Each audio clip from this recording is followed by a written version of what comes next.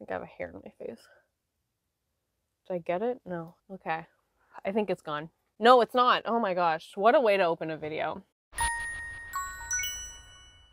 Hello everyone and welcome to a new video. Today I wanted to do a bit of a discussion video. So there's a lot of resources online talking about like how to cosplay, how to go to conventions, stuff like that.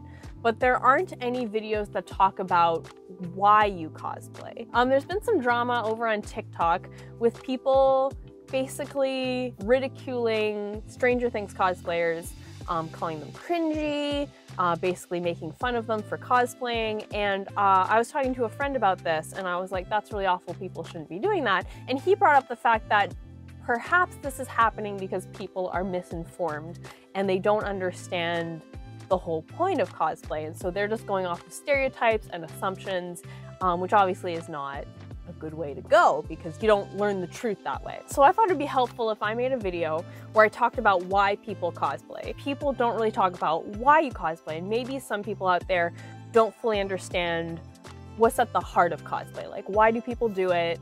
And why is it such an important thing to so many people? So that's what we're gonna be talking about today. I hope that this can spread more like awareness and kind of undo some of those assumptions and misconceptions that people have about cosplay, and hopefully change their perspective on cosplay as a hobby and stop going after cosplayers for doing what they love, because we really don't want that to happen.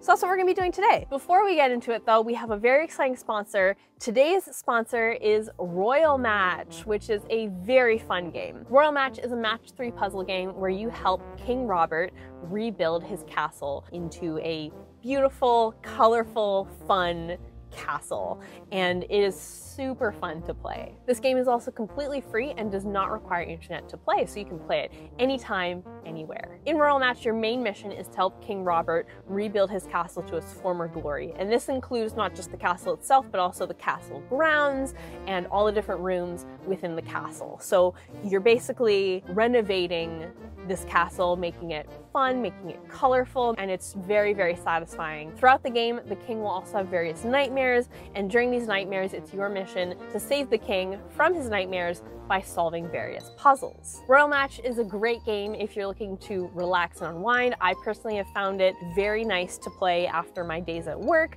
just to like unwind, relax, have some fun. I've really been enjoying it. It's a really cute and colorful world full of cute characters and fun puzzles, so it's the perfect way to unwind after a long day of work or school or what have you. It's a great escape. And what's really awesome is that there are no in-game ads, so you can just enjoy the game without having to worry about any ads. If you're interested in playing Royal Match for yourself, I will have a link down in the description as well as in the pinned comment for you to download it for yourselves. Again, I really recommend it. It's been a really, really fun game to get to play. A huge thank you to Royal Match for sponsoring today's video and supporting cosplay content on YouTube. I really, really appreciate it. So cosplay, why do we do it?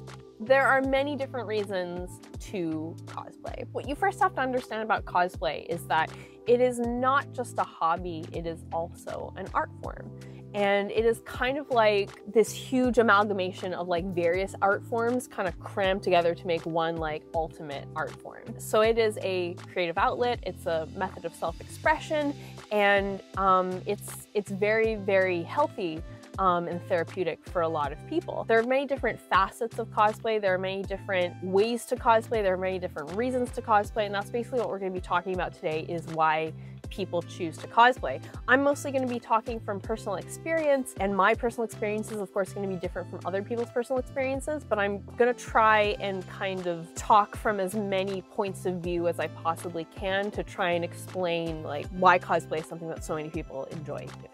Okay, so to kind of get to the heart of cosplay, there are a few things we need to touch on. The first thing is hyperfixations, comfort characters, and comfort series. These all kind of tie in together to make up what makes so many people want to cosplay. And I will preface this by saying that, like I just said, there are many different reasons to do a cosplay, and everybody's reason is going to be different.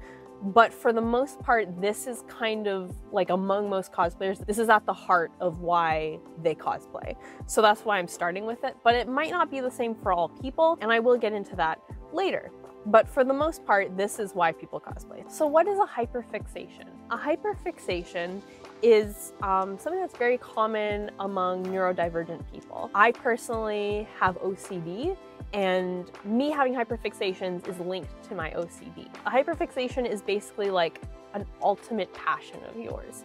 So this is something that you spend either all your time or a lot of your time thinking about, fixating on. That's why it's called a hyperfixation. It's basically something that you are focused on and kind of thinking about all the time, and it provides you with a sense of comfort, creativity, and joy. I always kind of describe it as like each hyperfixation that I have will kind of color my world for a period of time while I'm hyperfixating on it. If I don't have a hyperfixation, my world is very bland, and it's very difficult for me to kind of find inspiration, find joy.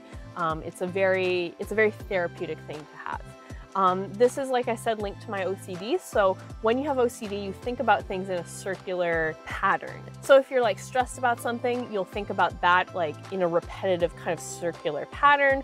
Or if you're really passionate about something, you'll think about it in a circular pattern. So you can kind of plug different things into your OCD brain and it will hyperfixate on that. So if I'm like stressed about having to make a phone call, that will be all I can think about. Or if I've watched the newest season of Stranger Things and I really love it, that's what my OCD will like latch onto and hyperfixate on. And it will, like I said, help color my world and give me inspiration and bring me joy, especially during like really hard times. You can kind of use a hyperfixation to have an escape from things that are stressful or upsetting or difficult.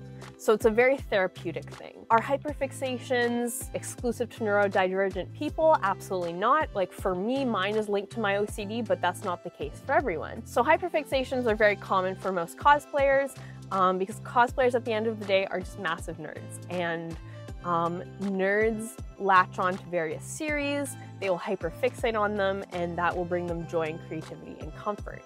Speaking of comfort, let's talk about comfort characters and comfort series.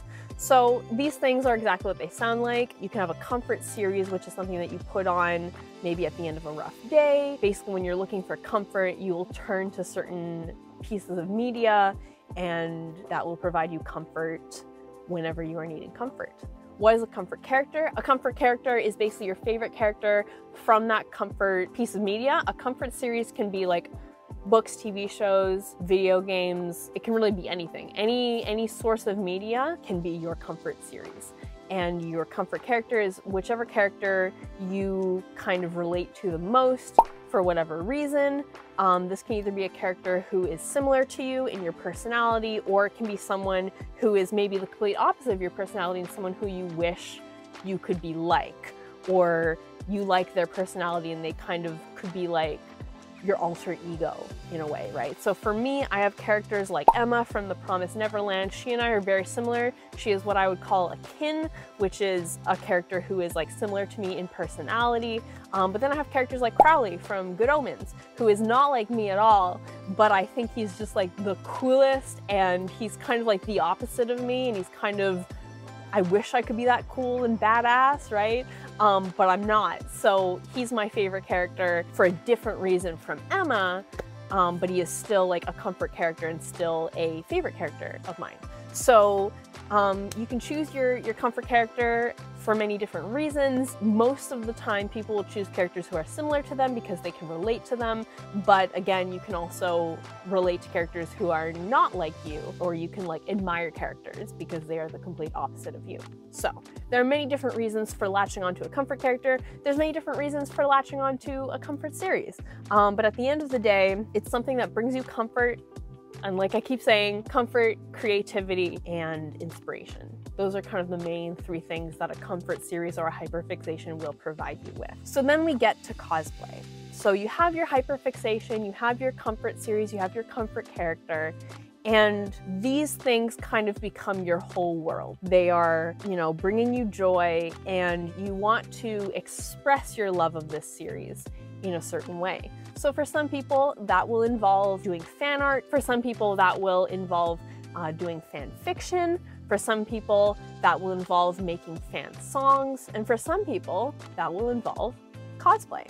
What is cosplay? Cosplay is short for costume play, which just basically boils down to dressing up as a character from a piece of media. So why do people cosplay? It is a way of expressing your love for a certain character and/or series. It's basically like a love letter to everything that that series and/or character has provided you with. Cosplay is just a way of proclaiming your love for a certain character or series. I think it's a major misconception that like by cosplaying you are trying to like kind of throw away your own personality. It's very common to just wear the costume, act like yourself, and just take photos and just kind of have that be a way of like proclaiming your love for the character. So that's the main reason why people cosplay, is just because it is a method of showing love for a certain series. And for some people, their strengths lie in like costume creation. For some people, their strength lies in modeling. For some people, their strength lies in photography. And these are all aspects of cosplay. So that's why cosplay is attractive to so many people. It's because maybe you just enjoy making things. Like I personally have always loved making things. I've always been very creative, and I'm not very good at art. I did study art, but it turns out it's just not really a strength of mine. So for me, doing a fan art is not like an attractive thing. It's not something that lies in my strengths. It's not something that I enjoy doing. Same with like writing fan fiction. These are not things that I enjoy.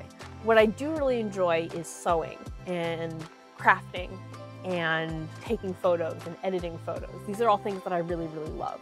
And so for me, the main avenue that I personally like to take when trying to proclaim my love of a series is to cosplay. Basically, what I'm trying to say is that there are many different ways to express yourself and express your love of a series or a character, and for some people that just happens to be cosplay. Cosplay is not about getting rid of your own personality. It's not about living your entire life like you are the character. It's not about that. It's just about getting the chance to like show your love of a certain character or series and like get the chance to portray them in a way. But at the end of the day, it's just a costume, and we take it off at the end of the day, and life goes on, and we don't like it's not about living your life as the character. So I think that's where a lot of the misconceptions kind of happen. So that's the main reason why people cosplay, is because of a hyperfixation and a need for self-expression. But there are other reasons to do a cosplay. Some people get paid to do cosplays. It's very, very uncommon, but it does happen. So some people might get approached by a company, and the company might be like, hey, we have this game coming out. We'd love for you to portray one of the characters and be at our booth and interact with attendees and just kind of be like a mascot, basically. In that case, it's obviously good if the cosplayer has a favorite character, and obviously they need to be familiar with the game, but it might not be their most favorite game on earth. It might not be like a comfort series for them, and the character that they're cosplaying might not be a comfort character for them, but it's still something that they do because they enjoy portraying characters, they enjoy dressing up, and they've been paid to do so. Obviously, it's awesome if you have like a comfort character and a company pays you to be that character, but it's not always going to be the case, because not every series that you encounter is going to be a comfort series for you. And not every character that you are asked to portray is going to be a comfort character for you. So there are different reasons in that case for cosplaying, but it's still something that the person is willing to do and still something that they enjoy. Like I said, this is a very uncommon reason to cosplay, but it happens. There is also the craftsmanship aspect of a cosplay. So sometimes you cosplay because you really like the aesthetic of the character. Maybe you know of the character, you've seen the show, but it might not be like your most favorite show on earth.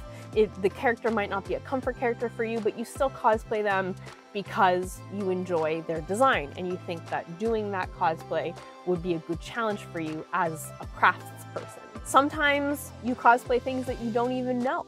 I've done that before. Sometimes there are like photo shoots happening and you have a friend and the friend is like, hey, we need this one character to complete our set of characters for this photo shoot.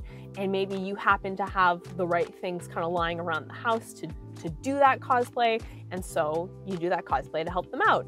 And like, no matter what, it's fun getting to dress up. Even if you don't super know the series, it can still be fun to just get to wear a fun outfit, right? People dress up as like fairies and princesses. Sometimes they're just like a generic fairy or a generic princess, and they aren't characters with backstories, so there's no opportunity to really have them be like a comfort character or a kin or anything. But it's still fun to get to wear those costumes and pretend to be a fairy. Like, that's totally valid too. So it's the same thing. I once cosplayed Twilight Sparkle from My Little Pony. I had seen maybe a total of 3 episodes of My Little Pony. Was I a hardcore fan? Absolutely not. But I had all the things in my closet to do that cosplay, and so I decided just to do it and to help my friends out because they needed a Twilight Sparkle for their group. So that's what I did. I also thought the design was really cute, and I had a really fun time just getting to dress up and getting to be cute. Like, that was really fun to me. So that's another reason that you might do a cosplay. So that's kind of the majority of instances that I can think of like why you would do a cosplay. There are many different reasons to cosplay. Each of them are valid, and each of them have their own incentives behind them. So I really hope that helps. And I hope that gives more insight into why people cosplay, why people are so passionate about cosplay, and why people are so passionate about this creative outlet that cosplay is. Cosplay is a very therapeutic thing. It's a very healthy outlet. It's just very healthy to have a creative outlet where you can express yourself. It's helped me grow as a person. It's helped me grow as a creator. It's helped me grow as just a human being. And it's helped me gain so much confidence because I was bullied all throughout my time in school, and I had very low self-esteem, and becoming a cosplayer really helped me gain self-esteem and gain self-love and confidence and all that important stuff that I just didn't have before. So looking at cosplay as like something that's cringy or weird, I mean, it's just not the reality. It is in fact a very healthy and there are unhealthy aspects to cosplay for sure, but that's with any creative outlet. There's obviously going to be drawbacks to every hobby and every creative outlet and every art form, but for the most part, cosplay is an art form, and it's very healthy to have a creative outlet and to have an art form that you can participate in and be passionate about. So anyway, that's my little spiel for today. Thank you so much for watching. I really appreciate it. And a huge thank you to Royal Match for sponsoring today's video and sponsoring cosplay content on YouTube. I really appreciate it. If you guys are interested in playing it for yourselves, again, I really recommend it. It is very cute and very fun. I'll have links down in the description as well as in the pinned comment for you to play it for yourselves. So anyway, thanks so much for hanging out with me today for this very long-winded video. I really appreciate it. And I'll see you guys all next time. Until then, Panda Faces, please be sure to take care. Bye!